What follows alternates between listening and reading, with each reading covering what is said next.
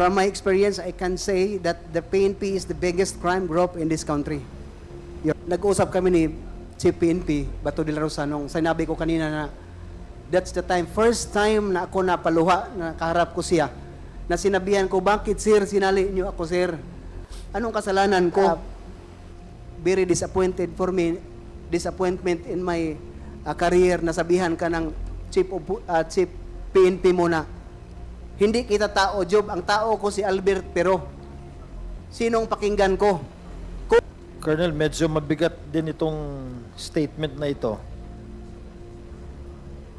Bakit buong paniwala nyo na ito nga ho yung ginawa ni Chief De La Rosa at the time? Tinignan ko po kayo sa Google at nakita ko po kayo. Sabi po rito, ang description po sa inyo is known as a crusader against illegal drugs. Number 2, nakita ko rin po marami po pala kayong awards and decorations. Colonel, umabot po ng 10 ang awards and decorations po sa inyo. So congratulations. Thank you, Your Honor. At nabanggit din dito, ang bansag po pala sa inyo is Duterte's drug war poster boy. Pwede niyo po bang pakisabi dito sa komite, bakit po kayo nabansagan na Duterte's drug war poster boy? Kung sa inyong pong pagkakalam? Sa kanila lang yung Your Honors, hindi na ako baguhan yung mga ganon, Your Honors, kasi nakita man sa trabaho natin, pero yung pagkasabi noon, siguro sa accomplishment ng Albuera at saka Paruhino Groups, Your Honors. Sa tingin po ninyo, dahil po doon sa accomplishment po ninyo doon, kaya po kayo nabansagan na President Duterte's drug poster boy? It may be, Your Honors. Nabanggit ninyo po kanina, siguro dahil binabanggit po dito na kayo ang poster boy, at nabanggit din po ninyo kanina tungkol po sa pagre-report po ninyo kay President Duterte. Tama po ba yung dinig ko po kanina? Yes, Your Honors. Actually, binabasa ko po yung affidavit po ninyo, Colonel. Wala po kayong nabanggit po dito kay President Duterte except sa paragraph 28. So, mayroon po ba kayong nais na idagdag dito po sa affidavit po ninyo? Wala na, Your Honors. Tungkol po doon sa pagre-report po ninyo, nabanggit din po ninyo, nagre-report po kayo kay dating Director General, Police Director General Bato de la Rosa, na ngayon ay senador po natin, at kay President Duterte. Pwede niyo po bang explain po sa amin, ano po yung nire-report po ninyo at pangilang beses po kayo na nakapag-report kay President Duterte? After operation, Your Honors, sa Osamis, sa Albuera at saka sa Osamis, Your Honors. Pangilang beses po kayo na na-meet ninyo in person si President Duterte? Mga 4 or 5, Your Honors. Na na-meet po ninyo in person? Yes, Your Honors. Kung na-meet po ninyo, nagkaroon din po ba ng pagkakataon na tinawagan din po kayo, kapareho po ni Senator De La Rosa? No, Your Honors. No. Puro lahat po yun personal na pagkikita? Yes, Your Honors. Sa 4 na 5 beses na pagkikita po ninyo na nakapag-report po kayo, ano po yung pinag-usapan po ninyo? First, Your Honors, kinocongratulate ako, appreciate sa trabaho. Pagkatapos, magkumusta siya. Ako naman, Your Honors, as yung pinakababa na junior officer ba, masayahan ako na kami na makausap naman yung Chief of Staff, yung Presidente, Commander-in-Chief. For me, Your Honors, ginawa ko na pagsabi sa kanya, ito sir ang drugs. Sinabihan ko sa Your Honors na ako sinali ni Gamboa sa Malaysian drug trafficking. Ako sinabihan ni General Bato na tumanggap ng pera. What I've heard from his mouth, Your Honors, galit siya. When in fact, I remember na nandyan sa tabi ko si Secretary Anyo at the time, na sinabihan niya na, Sir, palitan na lang natin yung pulis ng army. Galit din siya sa nangyari na sinali ako, Your Honors. Yun ang masabi. Pagkatapos, yun man kasi, Your Honors, ang trabaho at saka gusto ko din para makapag-pray ako sa kanya na bawat magkita kami, pinagdasal ko siya. Siya lang magsabi right after maglabas ako na, Joby, always observe, wag mo akong ipahiya. Always remember in accordance with the law, always, Joby, wag mo akong pahiya. Yun talaga ang marinig ko sa kanya na pagsasalita from his mouth. Mr. Chair, ulitin po natin. So, mga 4 to 5 beses po ninyo na meet personally si President Duterte at nag-report po kayo. Ang sinabi po ninyo, yung una, dito po sa pagkatapos itong Alvera assignment po ninyo, Leyte. Pangalawa, dito po sa assignment po ninyo sa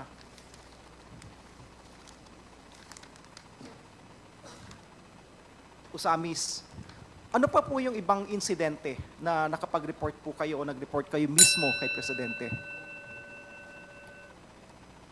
Last, Your Honor, second to the last siguro yon sa Bacolod ako, Your Honor, na nag-attend si President Duterte sa isang birthday ng may-ari ng transportation business ng Bacolod.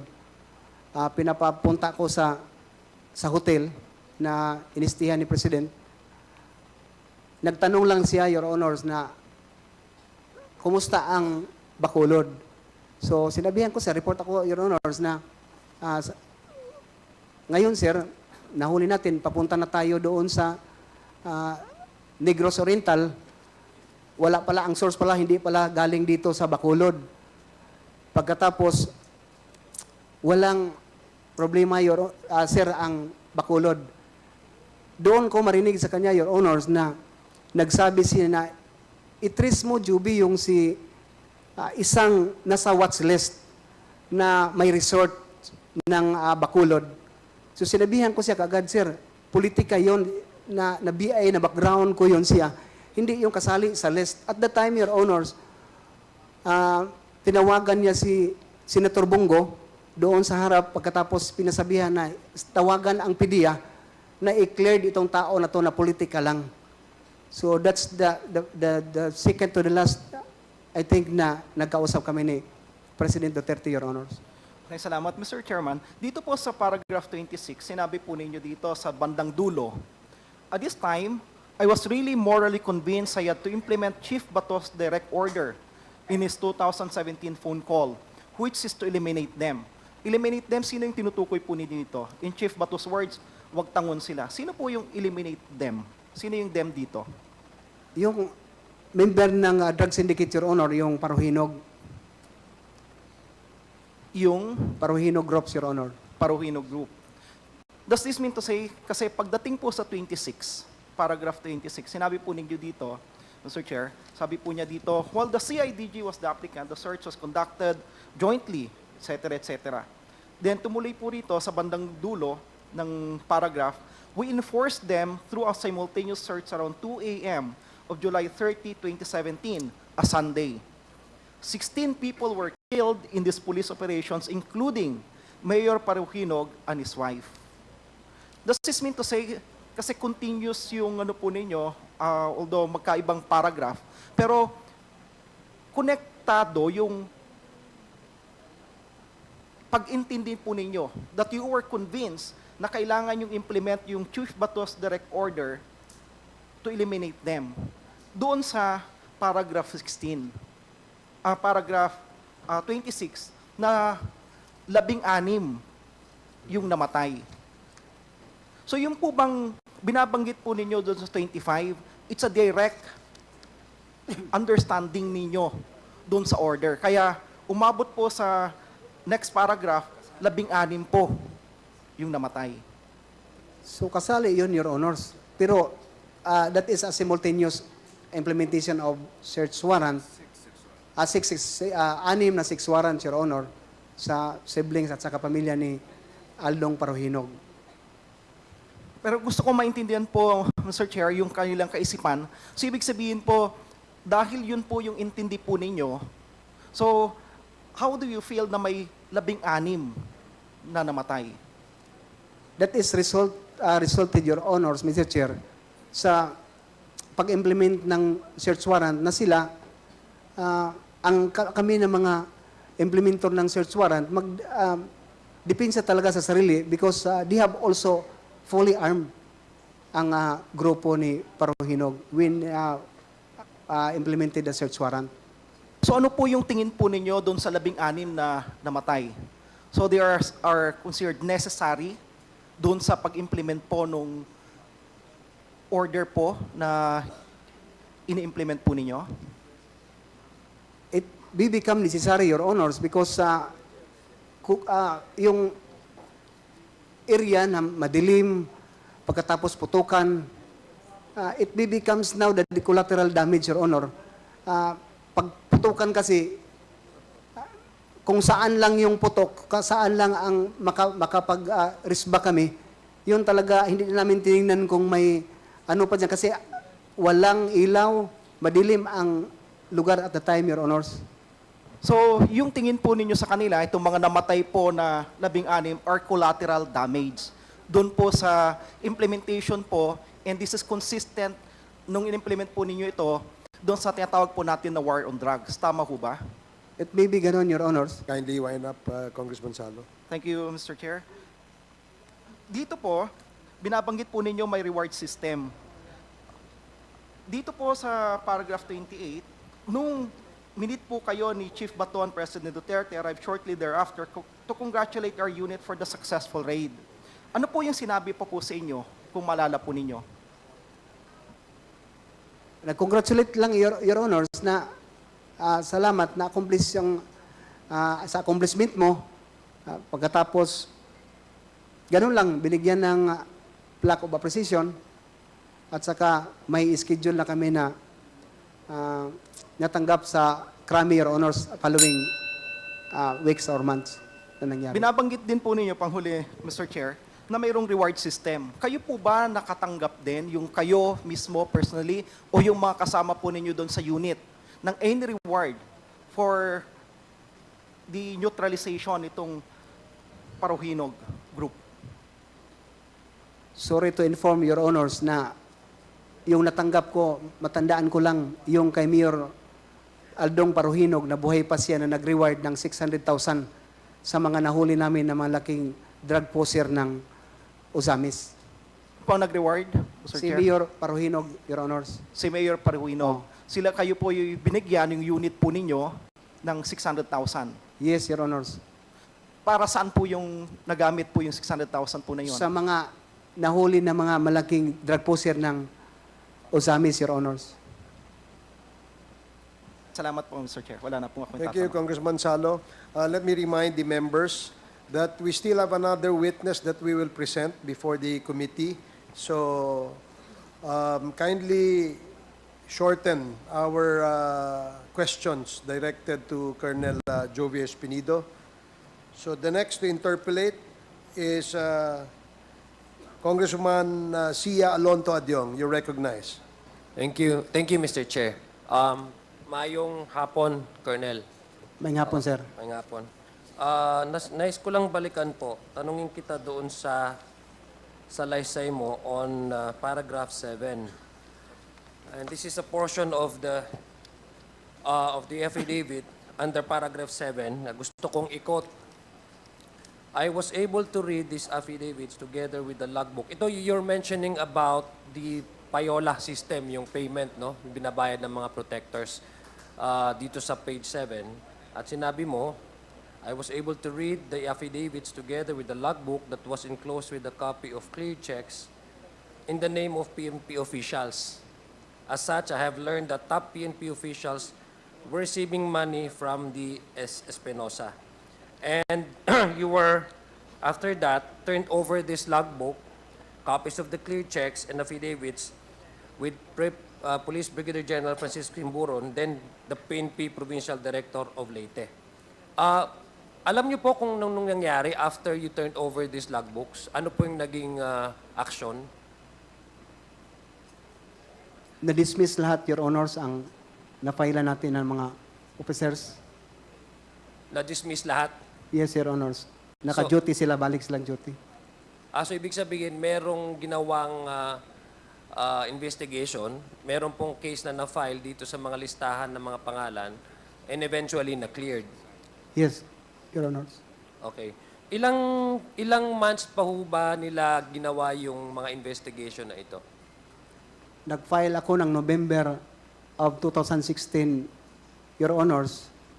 2017 na confirm yon kasi pinadalan ako ng notice ng RIAS at sa NIAS na individually kinausap na nila to confirm ang mga witnesses sa Albuera. At the time, Your Honors, na-assign na ako sa Usamis, March 2017. Yung Mr. Chair, kasi importante din ho natin malaman yung timeline dito, no? Nung pagbigay niyo po doon sa logbook na yon and they started the investigation, how many months do you think, as a regular process, do you think for a final, say for example, judgment to be rendered down? What is the regular process? Ilan pa po ba pala yung mga nasa listahan? Kasi ang sabi niyo po, parang you maintain that these names will be retained in the logbook. Ibig sabihin, ayaw niyo po ipa-delete. So probably you know the names of all these PNP officials that you saw in the logbook, no? The regular process ho ba, ilan ho sila? Sa RIAS at sa Ilan ho sila? Yes. mga 23, Your Honor, so natandaan ko, if I'm not mistaken, 23, may NIAS 8, may DOJ 8, may ombudsman na 4. So hindi lang ho sila lahat PNP officers? Yes, Your Honor. Okay, sige. So doon po sa PNP officers, usually, mga yung regular na process, sabihin natin na dumaan sa normal na proseso na pagpalagay natin walang outside intervention of influence. How long would it take, for example, for a case to be either dropped or dismissed or would go further for for further complaint or investigation? Pinakahaba na yun, Your Honors, yung 6 months. 6 months. Pinakahaba In the na. case of all these names involving PNP officers in the logbook, ilang months po sila nagkaroon ng investigation and then how long will the investigation last before the dismissal of order was rendered down? For 4 months, Your Honor, 3 to 4 months, may ginawa ng investigation ang RIAS. And sa palagay niyo po, masyado mabilis ito?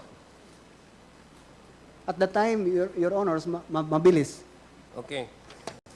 Sinabi niyo yun ho dito, kasi mukhang sabi niyo, dun ho kayo nagre-report diretso kay then PNP Chief Bato de la Rosa, no? How many times did you actually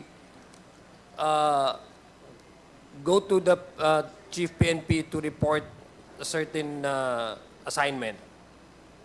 First, Your Honors, when I assigned in Albuera, nag-courtesy call ako sa kanya sa Krami. Then the next, pagbalik ko, Your Honors, nag-report na ako ng accomplishment sa Albuera.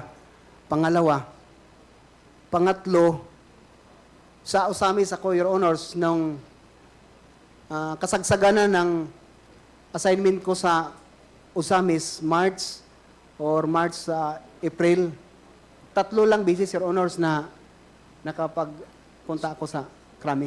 Doon po sa 3 beses po kayong nag-usap ni then Chief PNP, now Senator Bato de la Rosa, kasali ho pa ba dito doon sa sinasabi niyong nagkaroon kayo ng verbal altercation?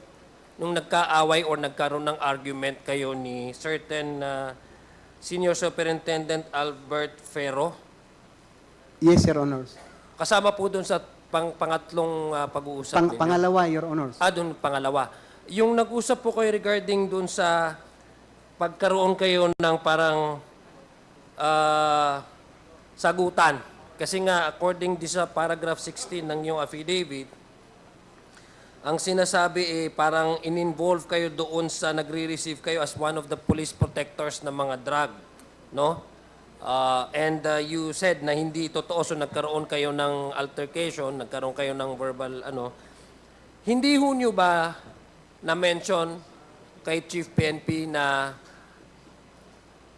meron in fact kayong nakuha na listahan ng mga PNP officers doon sa logbook na sinasabi na sinubmit ninyo kay police director at that time to prove that you are indeed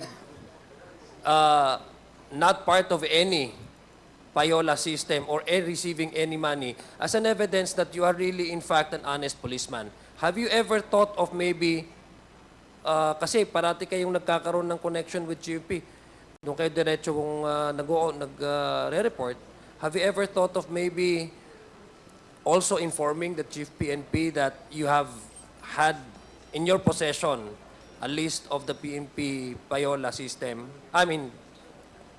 protectors, just to prove that you are really innocent and you're one of the honest policemen? Sorry, Your Honors, for that situation, the junior officer cannot afford to do that, Your Honors, to sabihan mo yung CPNP na, sir, ako, ganun. Ang sa akin, alam na niya, Your Honors, kasi nung malaman niya na may mga affidavit si Mayor Espinosa at saka yung sinabi ng mga list, pinapadala niya kay lahat ng documents, pati check, return check, ni Mayor Espinosa, pinapadala niya, Your Honor, sa CIDG through kay General Magalong at the time, Your Honors. Pero yung pagbigay niyo po ng logbook ng lahat po ng listahan ng mga police kay provincial director, sa palagay niyo po ba hindi ito na-report sa ating chief that time, Chief PNP Bato de la Rosa? O aware po siya kasi nung time na ito, war on drugs di ba? Ang top priority ng ating administration, war on drugs, di ba? So, ito, sa palagay niyo po ba itong logbook na ito, talagang importante ito, kumbaga, parang isa ito sa mga explosive na smoking gun, di ba? Sa palagay niyo ba, dapat nabigyan or sa palagay niyo nakakuha ang ating Chief PNP ng listahan na ito ng mga pulis na tumatanggap ng illegal drug payroll? Yes, Your Honors. So, sa palagay niyo naka-receive din ho ang ano? Yes, Your Honors. So bakit ko nga ang babalikan ko yung tanong ko, bakit hindi niyo na-mention man lang kasi diretso kayong pupunta sa kanya, halimbawa, mention man lang sa kanya na kasi sa pagbabasa ko po sa affidavit ninyo, parang may insistence na ginagawa kayo ng storya, hindi ho ba? Ilang beses na nung sa Albuera kayo, pangalawa dito naman sa nung na-involve nasa Osamis, tapos ito this time sa Malaysian drug trade. So, parang mayroon talagang nag-i-insist na kayo ay madikit doon sa mga pulis na tumatanggap ng illegal drug na na money, no? So, having that access to the then Chief PNP, because sabi niyo nga siya diretso ang tumatawag po sa inyo, bakit hindi ho kayo nagkaroon ng isang pagkakataon, halimbawa, na masabi sa Chief PNP na just to prove your innocence, that you are in fact clearing all the missions that were given to you, and you have in fact in your possession some names who are allegedly involved in receiving money from drug trade, illegal drug trade. Your Honors, nung nag-usap kami ni Chief PNP, Bato de la Rosa, nung sinabi ko kanina na that's the time, first time na ako napaluha, na kaharap ko siya, na sinabihan ko, bakit sir, sinali niyo ako sir? Anong kasalanan ko? Na isali niyo ako doon sa drugs, na nagtrabaho lang ako ng totoo. Bakit hindi lang kayo magsabi na hindi niyo ipahuli si Espinosa? So, narinig ko sa kanya, Your Honors, pagsabi ko na, sir, tao mo naman ako ang chief of police, kinuha mo na maging hipi ng Albuera. Your Honors, very disappointed for me, disappointment in my career na sabihan ka ng chief PNP mo na, hindi kita tao, Job, ang tao ko si Albert Pero. Sinong pakinggan ko? Kung si Marcos, parang sa Cebuano, Your Honors, na hilak-hilakan lang ko ni Marcos. Parang ganun, kayo na lang mag-translate, Your Honors. Ganun ang mga nangyari, Your Honors, na hindi na ako gusto na magsalita kay Chief PNP Bato at the time. Kasi yun na nga, hindi ako niya tao, hindi ako pinuteksyonan niya. Nagtrabaho lang talaga ako, Your Honors, ng tama sa trabaho ko, mag-report sa kanya. So yung Kindly wrap up, Yes. Congressman Jong. Yes, Mr. Chair, I have several questions, but this involves probably requiring our witness to supply names and provide names to this committee. But again, we would be holding an executive session, and that's the time I guess that I will require our guest to provide us the names. And Mr. Chair, I also noticed that in his affidavit, on paragraph 22, he mentioned about my place, no? In Marawi City. This is in relation to his duty when he was deployed to Osame City. And may probably later, Mr. Chair, I would also be requiring him to provide us a more detailed information regarding that illegal trade arrangement between the city of Osamis and the city of Marawi. For now, Mr. Chair, that would be my final question. And mamaya na lang po sa executive session ko ipapatuloy yung mga tanong ko. Thank you, Mr. Chair. Mayong hapon. Thank you, Congressman Adjong.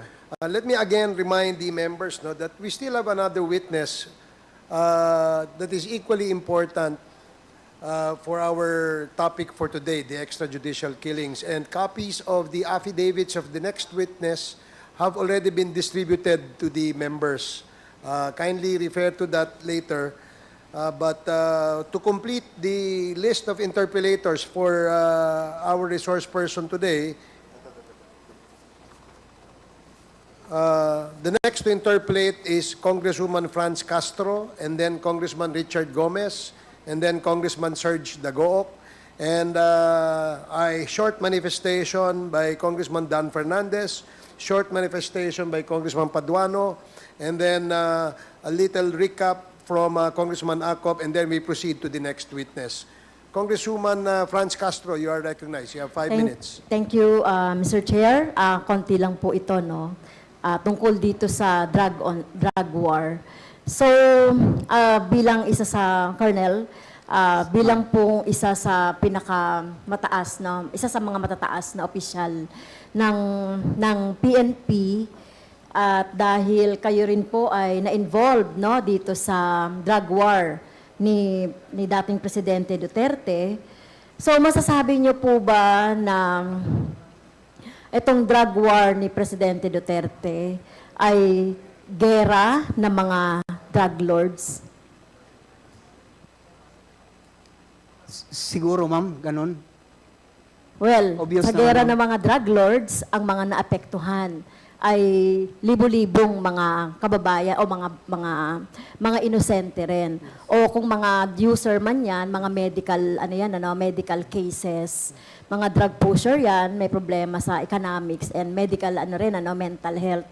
So, kung sinasabi niyo pong gera ito ng mga drug lords, so ibig sabihin, sinasabi niyo rin na si Duterte ay isang drug lord. Of course not, ma'am, but sa umpisa, yun ang pagtingin ko na talagang para sa mga drug lord. Pero ngayon, natapos ang mission ko, yung accomplishment na ako na nasali, so ako magsasabi na ang kompetensya lang ang trabaho, hindi yung sa kanila. Parang ganun lang, Your Honor. Yes, kompetensya ito ng mga drug lords, tama po ba? Yung war on drugs ni Duterte. Hindi para tapusin talaga yung yung droga, yung problema natin sa droga. Well, tumigil pa siya pansamantala, pero nagtuloy-tuloy pa rin. Ang problema talaga doon ay yung saan yung supply, saan yung mga distributors, at ang problema diyan talaga yung mga drug lords. So, sa mga nakaraan kasi, Colonel, may mga nag-testify din na talagang nagpapatunay na yung kahit na yung mga Chinese drug lord ay ini-eliminate or ni-neutralize. No? Malamang dahil ito ay kakompetensya doon sa kasi kakompetensya doon sa trade ng drug. So, may nagsabi kasi, no, si Arturo Las Cañas, that Duterte is the lord of all drug lords in the southern Philippines. Naniniwala ba kayo dyan? Hindi, Your Honors, but I would like to tell you, Your Honors, na hindi naman sila parang magkasalungat, Your Honors. Ako isinali sa drugs ni Chief PNP. Yung mga Chief PNP nag-follow kay Senator De La Rosa. Pero si President Digong, from his mouth, na-cleared ako. Hindi siya nag-confirm na ako kasali. In that moment, Your Honor, na tinanong siya ng media, na-cleared ako. Kaya sa akin naman, in fairness, Your Honor, no, sorry, parang pagbigyan din natin ng credit yung presidente na sa ginawa. But sa paligid niya, yun ang mga number one na naggawa na hindi alam ng presidente. Sorry talaga, Your Honor, kung yun lang ang sa pagtingin ko ba. Okay, so baka naman baka naman medyo nahiya ka lang dito na sabihin. Pero siguro sa executive session ay titignan natin yan. Kasi talagang ang nakikita natin sa mga naiimbestigahan natin, isa lang talaga yung yung motive nitong war on drugs. So unang-una nga, nagkaroon talaga ng maraming patayan. So sinasabi mo rito, Colonel, sa area of jurisdiction mo, walang namatay o walang nabiktima?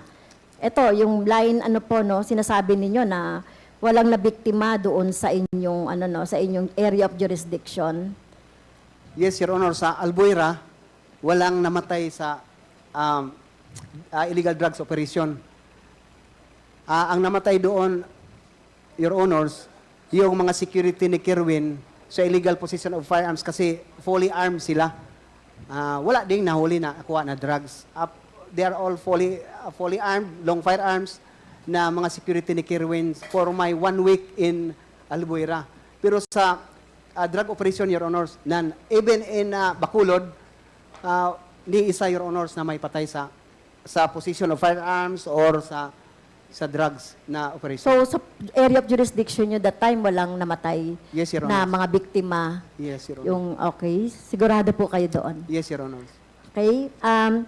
Sinasabi nyo sa number 34 ng affidavit ninyo, you did your job faithfully at hindi kayo na-promote. I'm always in some derogatory list. So, mabigat yung sinabi nyo sa institusyon. PNP is the biggest crime group in this country. Paano nyo yung mapapatunayan? Mapatunayan ko, Your Honor, kasi ako ang biktima. Ako ang biktima. Bakit hindi ako magsabi? Ang kalaban ko, pulis lang. Samantala, Your Honors, kilala ko ang mga pulis. Ang daming pulis din na faction na magsasabi sa akin na, Job, mag-resign ka, huwag kang magsyado, magkumpiyansa kasi kalaban mo, pulis lang. Kitang-kita, Your Honors, na si Kerwin Espinosa hindi binigay sa akin. So, sa kanila yon si Kerwin Espinosa. Halatang-halata na ang leader ng Paruhinog Group, si Nuba Princess Paruhinog, at saka si Ardot Paruhinog, na leader ng bank robbery, highway robbery, may mga kaso sa Usamis, hindi ibinigay sa akin. Sana, masulbad na yung problema, pero ang ginawa, hindi. Bakit, Your Honors? Yung nga, tinignan ko, sino ang kakampi ko? Anong gusto nila? Ma-eradicate talagang. Kaya ako, Your Honor, Sotilio, hindi ko gusto i-minimize ang drugs. Eradicate talaga. And it can make as a chief of police for the previous assignment, Gandara, 1 month, 2 months, ako, Your Honor, Sotilio, nag-declare ang non-government organization na illegal free. Illegal free, hindi lang drug free. Illegal logging, illegal fishing, sinali ko na yung mga bawsi. Sa San Miguel, Leyte ako, Your Honor, nag-chief of police ako for 6 months. For 3 months to 4 months, nag-declare ang San Miguel, Leyte ng illegal free.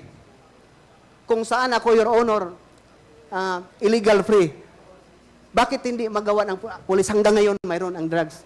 So, ang ibig sabihin, to cut you short kasi maiksi na yung panahon, Colonel. So, ang ibig sabihin, sinasabi nyo na kayo yung nag-aaway doon sa drug trade, ang mga PNP.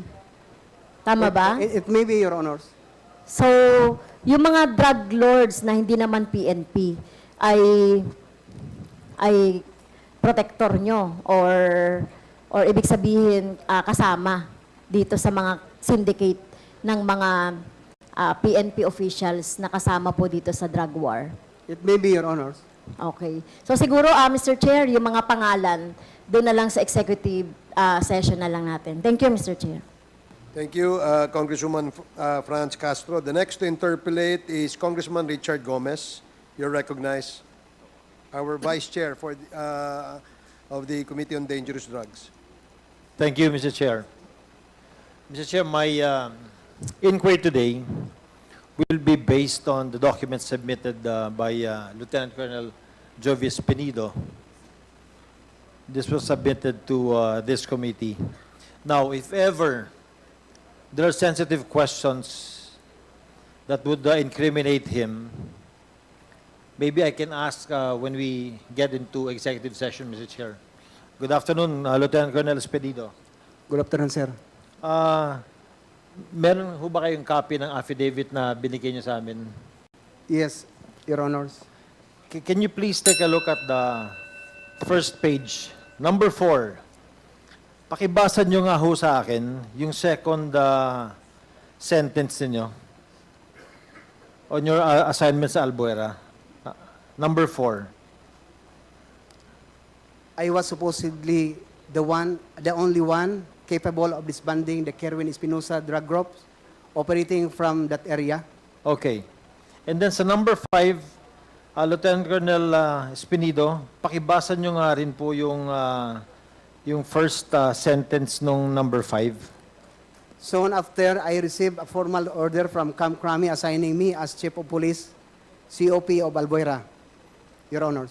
Yung next sentence, in my 18 days, In my 18 days as Albuera COP, I was able to disband the group of Kerwin Espinosa, alias Kerwin's father, Mayor Rolando Espinosa, then Mayor of Albuera, surrendered to me, okay. Your Honors.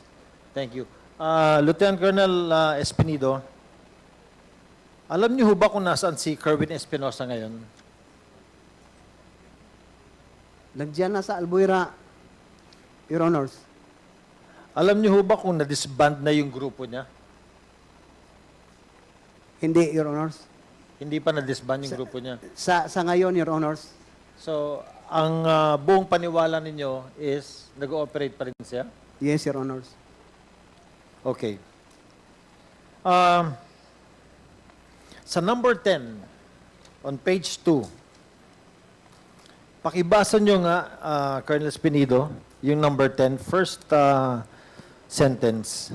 Mayor Espinosa had a list of police generals and other PNP officials who received money from their group as indicated in the ledger and in the copies of cleared checks that we were able to recover from their accountant. Your Honor. Thank you. Mr. Chair, because it will be very sensitive for us for Colonel Espinido to divulge the names right now, maybe during executive session we can ask the question and Colonel Espinido can give us the details on this. Okay yan, Colonel Espinido? Yes, sir. Okay. Yes, Your Honor. Now, I will go to page 3. Number 16. Colonel Espinido, pakibasa nyo nga ho yung second sentence ninyo. I believe Chief De La Rosa was involved in the dismissal of the cases that I built up against Kerwin Espinosa, including the burying of the cases that I was building against his police protectors or cuddlers who have been receiving money from him. Colonel, medyo mabigat din itong statement na ito. Bakit buong paniwala nyo na ito nga ho yung ginawa ni Chief De La Rosa at the time? Your Honors, Mrs. Chair, ang police, pag ikaw mapahilan ng complaint sa RIAS, the RIAS will conduct an investigation Yes. recommending the penalty of that said police officer to the regional director. If the police involved make an appeal, it will go to NAB, National, then the Chief PNP will now decide if go or no go ang penalty na dismissal from the service sa mga na-involved na police. Sila lang ang may authority, yung RD at saka si PNP, na mag-decide na, Your Honors, ito siya, i-dismiss to. Ito, hindi. May kasalanan ka o wala, Your Honors. Colonel Espinido, punta ho tayo sa page 6, dun sa affidavit ninyo. And please go to number 34. Pakibasa niyo lang po yung first sentence na sasalaysay ninyo. From my experience, I can say that the PNP is the biggest crime group in this country, Your Honors. Is that true? Yes, Your Honors. Mabigat, Colonel, itong salaysay na ito, ha? I will not ask you the names now, pero sa executive session na rin.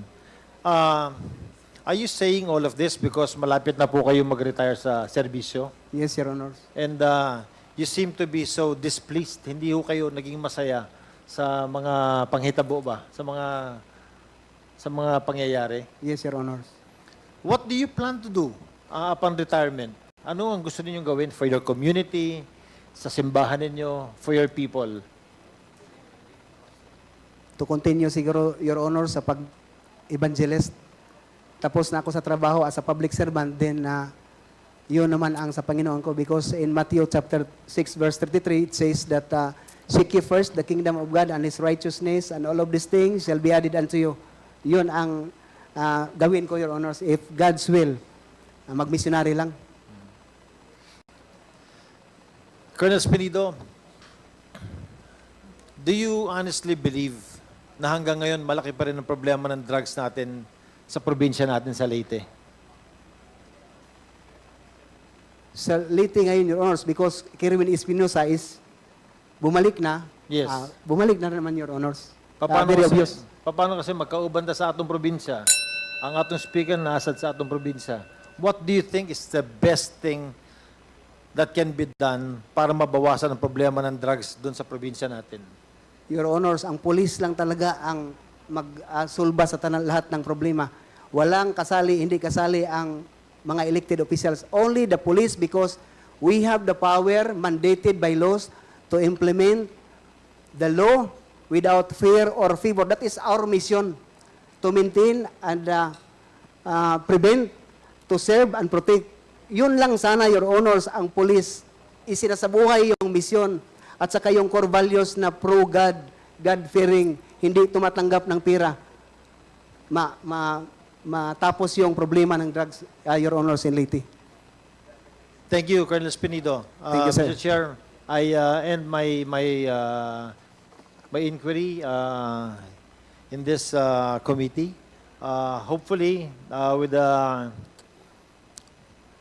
with what Colonel Espinido said, we're hoping that we can strengthen our police operations, that the national government will strengthen the police force in our province in Leyte, through the help of the Philippine National Police and through the help of our speaker. Thank you so much, Mr. Chair. Thank you, Colonel Espinido.